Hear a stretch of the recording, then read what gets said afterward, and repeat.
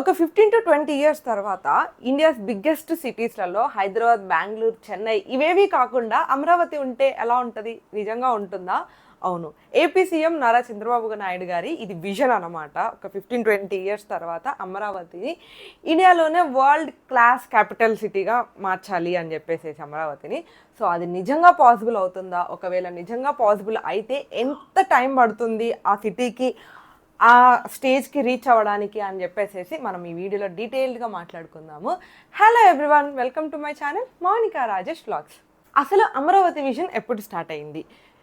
AP bifurcation తర్వాత, అంటే ఆంధ్ర తెలంగాణ విడిపోయిన తర్వాత హైదరాబాద్ తెలంగాణకి వెళ్ళిపోయింది. అప్పుడు ఆంధ్రాకి ఎలాంటి క్యాపిటల్ సిటీ లేకుండా పోయింది. సో దట్ వాళ్ళు ఒక కొత్త న్యూ క్యాపిటల్ సిటీని డెవలప్ చేసుకోవాల్సి వచ్చిందనమాట. అప్పటి సీఎం చంద్రబాబు నాయుడు గారి విజన్ ఏంటంటే అమరావతిని ఒక మంచి క్యాపిటల్ సిటీగా డెవలప్ చేయాలని. అప్పుడు ఆయన విజన్లో ఉన్న పాయింట్స్ ఏంటంటే అమరావతిని సింగపూర్ మోడల్ డిజైన్ చేయాలి అని చెప్పేసి, అండ్ గ్రీన్ఫీల్డ్ స్మార్ట్ క్యాపిటల్ చేయాలి అని, దానితోపాటు హైటెక్ ఇన్ఫ్రాస్ట్రక్చర్ని క్రియేట్ చేయాలి అని చెప్పేసి, అండ్ దాంతోపాటు రివర్ ఫ్రంట్ సిటీ క్రియేట్ చేయాలని చెప్పేసి, వాళ్ళకి ఎలాగో కృష్ణా రివర్ ఉంది కాబట్టి దాని దగ్గర రివర్ ఫ్రంట్ సిటీ లాంటిది ఒకటి కన్స్ట్రక్ట్ చేయాలి అని చెప్పేసి ఆయన విజన్ అనమాట.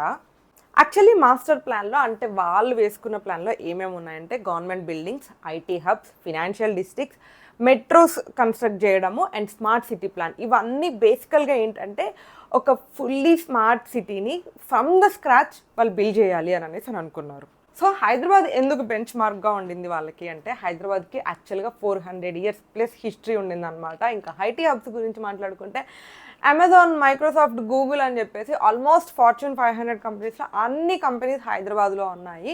And pharma capital of India అంటారు హైదరాబాద్ని. అంటే మన దగ్గర ఫార్మా కూడా చాలా బాగా ఉంటుందన్నమాట. దాంతోపాటు ఇన్ఫ్రాస్ట్రక్చర్ కూడా మనకి చాలా మంచి ఇన్ఫ్రాస్ట్రక్చర్ ఉంది. లైక్ ఓఆర్ఆర్, మెట్రో అని చెప్పేసి we're not lacking in any way. ఇవి మాత్రమే కాదు, పాపులేషన్ కూడా 1+ crore పాపులేషన్ ఉండింది అనమాట. అండ్ ఇవన్నీ మనం కన్స్ట్రక్ట్ చేసుకున్నామని అనుకున్నా కూడా సెంట్రల్ గవర్నమెంట్ ఆర్గనైజేషన్స్ కూడా చాలానే ఇక్కడ రన్ అవుతూ ఉన్నాయి. BHEL, ECL, BDL, హాల్ ఇలా చెప్పుకుంటూ పోతే 20+ సెంట్రల్ గవర్నమెంట్ కంపెనీస్ కూడా హైదరాబాద్లో ఉన్నాయన్నమాట. సో ఇప్పుడు సింపుల్గా చెప్పాలి అంటే వాళ్ళు ఒక హైదరాబాద్ లాంటి సిటీని కన్స్ట్రక్ట్ చేయాలి అని అంటే అది జస్ట్ ఏదో బిల్డింగ్స్ లేకపోతే మెట్రోస్ ఇలా కన్స్ట్రక్ట్ చేసుకుంటేనే సరిపోదు అనమాట. They needs to concentrate on multiple things, infrastructure, economy అని చెప్పేసి ఇలా చాలా థింగ్స్ ఉన్నాయి. బట్ అన్నిటి మీద కాన్సన్ట్రేట్ చేయాల్సి వస్తుంది. సో సింపుల్గా చెప్పాలి అంటే జాబ్స్, ఎకోసిస్టమ్, ఎకానమీ ఇలా అన్నీ బిల్డ్ చేయాలన్నమాట. యాక్చువల్ బిగ్గెస్ట్ ఛాలెంజ్ ఇదే. అయితే అన్ని ఛాలెంజెసే ఉన్నాయా? మరి నిజంగా వాళ్ళ పొలిటీషియన్స్ విజన్ చేసినట్టు అమరావతిని ఒక మంచి స్మార్ట్ క్యాపిటల్ సిటీగా డెవలప్ చేయగలమా లేదా అని అంటే ఎస్, అది కూడా పాసిబుల్ అవుతుంది. అమరావతికి కూడా స్ట్రాంగ్ అడ్వాంటేజెస్ ఉన్నాయన్నమాట. గ్రీన్ఫీల్డ్ సిటీ అంటే ఓల్డ్ సిటీ లిమిటేషన్స్ ఏమీ లేవన్నమాట. ప్రాపర్గా ప్లాన్ చేసుకుంటే మంచిగా కన్స్ట్రక్ట్ చేసుకోవచ్చు. దాంతోపాటు అండ్ ఇది గుంటూరుకి విజయవాడకి మధ్యలో అంటే లొకేషన్ వైజ్ కూడా గుంటూరుకి విజయవాడకి మధ్యలో ఉండడం వల్ల ఆల్రెడీ కొంచెం ఫినాన్షియల్ ట్రాన్సాక్షన్స్ అవన్నీ అవుతూ ఉంటాయి కాబట్టి ఇది కూడా చాలా మంచి ప్లస్ పాయింట్ అవుతుంది. అండ్ పొలిటీషియన్స్ కొంచెం స్ట్రాంగ్గా ఉంటే చాలా తక్కువ టైంలో, అంటే వాళ్ళు అనుకుంటున్నట్టు ఆ సిటీని డెవలప్ చేయడం పాసిబుల్ అవుతుంది. సో ల్యాండ్ పూలింగ్ మోడల్ అనమాట. ఆల్రెడీ ఇది ఇనీషియల్గా చంద్రబాబు నాయుడు గారు ఫస్ట్ టర్మ్లో ఉన్నప్పుడే ఆల్రెడీ ల్యాండ్ పూలింగ్ చేశారు. అంటే ఫార్మర్స్ దగ్గర నుంచి వాళ్ళకి కావాల్సిన ల్యాండ్ అంతా వాళ్ళకి కొంచెం డబ్బులు ఇచ్చి సెటిల్ చేసేసుకున్నారనమాట. ఎందుకంటే కన్స్ట్రక్షన్ ఈజీ అవుతుంది అని చెప్పేసి. ఇంకపోతే ఆర్కిటెక్ట్స్ని కూడా ఇంటర్నేషనల్ ఆర్కిటెక్ట్స్ని తీసుకొచ్చి మరీ వాళ్ళు డిజైన్ చేయించుకుంటున్నారు. సో దానివల్ల ఇన్ఫ్రాస్ట్రక్చర్ స్ట్రాంగ్గా ఉంటుంది. సో ఇవన్నీ చాలా మంచి స్ట్రాంగ్ పాయింట్స్ అనమాట. అమరావతికి ఒక మంచి ప్లస్ అవుతాయి ఒక మంచి క్యాపిటల్ సిటీగా డిజైన్ చేయడానికి. సో అయితే ఇప్పుడు యాక్చువల్గా ఉన్న బిగ్గెస్ట్ ప్రాబ్లమ్స్ ఏంటి, వాళ్ళు ఫేస్ చేస్తున్న ఛాలెంజెస్ ఏంటో చూద్దాం అనమాట. ఫస్ట్ థింగ్ వచ్చేసేసి ఫండింగ్ ప్రాబ్లం. అది కట్టడానికి చాలా lakhs of crores అవుతూ ఉంటాయి అన్నమాట. ఓన్లీ స్టేట్ బడ్జెట్లోనే దాన్ని మేనేజ్ చేయడం వాళ్ళకి చాలా కష్టమైపోతూ ఉంటుంది. అండ్ దానితో పాటు ఇన్స్టేబుల్గా ఉన్న గవర్నమెంట్ మారుతూ ఉన్నప్పుడల్లా కూడా ప్రాజెక్ట్ స్లో అవుతూ ఉంటుంది. ఆ బిల్డింగ్, ఆ కన్స్ట్రక్షన్ పీరియడ్ ఏదైతే ఉంటుందో అది స్లో అవుతూ ఉంటుంది అనమాట. సో దీనివల్ల థర్డ్ థింగ్ ఎఫెక్ట్ అవుతూ ఉంటుంది. వేరే ప్రైవేట్ సెక్టార్స్ వచ్చేసేసి వాళ్ళకి ట్రస్ట్ లేనంత కాలం వాళ్ళు అక్కడ ఇన్వెస్ట్ చేయరు. సో ఆబ్వియస్గా డెవలప్మెంట్ కొంచెం స్లో అవుతూ ఉంటుంది అనమాట. సో ప్రైవేట్ సెక్టార్స్ వచ్చేసేసి ఇన్వెస్ట్మెంట్ చేసి వాళ్ళకు ఒక ట్రస్ట్ ఉన్నప్పుడు మాత్రమే అక్కడ ఒక మంచి డెవలప్మెంట్ జరుగుతూ ఉంటుంది. And last and final thing వచ్చేసేసి టైమ్. హైదరాబాద్ ఏది కూడా హైదరాబాద్కి ఆల్మోస్ట్ అంత పెద్ద హిస్టరీ ఉండి అంత ఏరియా వైజ్ అన్ని పాజిటివ్గా ఉన్నప్పటికీ కూడాను మంచిగా హైదరాబాద్ ఒక మెట్రో సిటీలో కంప్లీట్ ఫుల్ హెడ్జ్ మెట్రో సిటీగా ఫామ్ అవ్వడానికి ఆల్మోస్ట్ 10-15 years పట్టింది అనమాట. సో వాళ్ళకి కూడా అంతే టైం పడుతుంది ఈజీగా. అక్కడ జనాలు కానీ ఎవరైనా కూడా ఇట్లా 1 or 2 yearsలో మేము కూడా హైదరాబాద్ లాగా మారిపోవాలి అని అనుకుంటే అదేమంత ఈజీ విషయం కాదు. అయితే అమరావతి హైదరాబాద్ని మించడానికి ఎన్ని ఇయర్స్ పడుతుంది అంటే చాలామంది అంటారు అసలు అది పాసిబులే అవ్వదు అని చెప్పేసి. లేదు, ఎవరికి కూడా ఏది పాసిబుల్గా అవ్వకుండా ఉండదన్నమాట. అంటే కాన్స్టెంట్గా వాళ్ళు ఖచ్చితంగా ట్రై చేస్తే రీచ్ అవ్వచ్చు. రీచ్ అవ్వాలి అనే మనం కోరుకుందాం.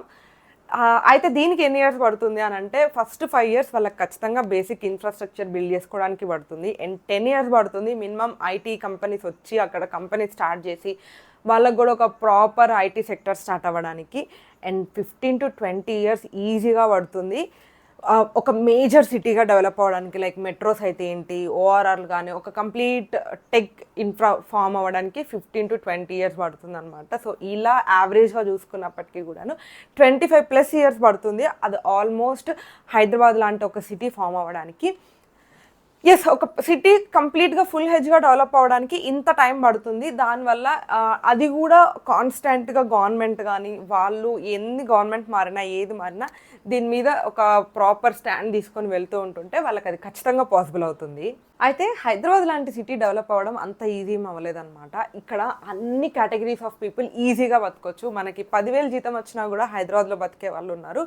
సో అలాగే హై క్లాస్ పీపుల్ కూడా ఉన్నారు. అయితే అమరావతికి ఏమైపోతుందంటే ఓవర్గా హైప్ రావడం వల్ల రియల్ ఎస్టేట్ బాగా పెరిగిపోయింది. సో కామన్ పీపుల్ వెళ్ళి ఏదన్నా ఒక ఇల్లు కొనుక్కోవాలన్నా, ఇల్లు రెంట్కి తీసుకొని ఉండాలి అని అన్నా కూడా కాస్ట్ ఆఫ్ లివింగ్ ఎక్కువైపోతుంది.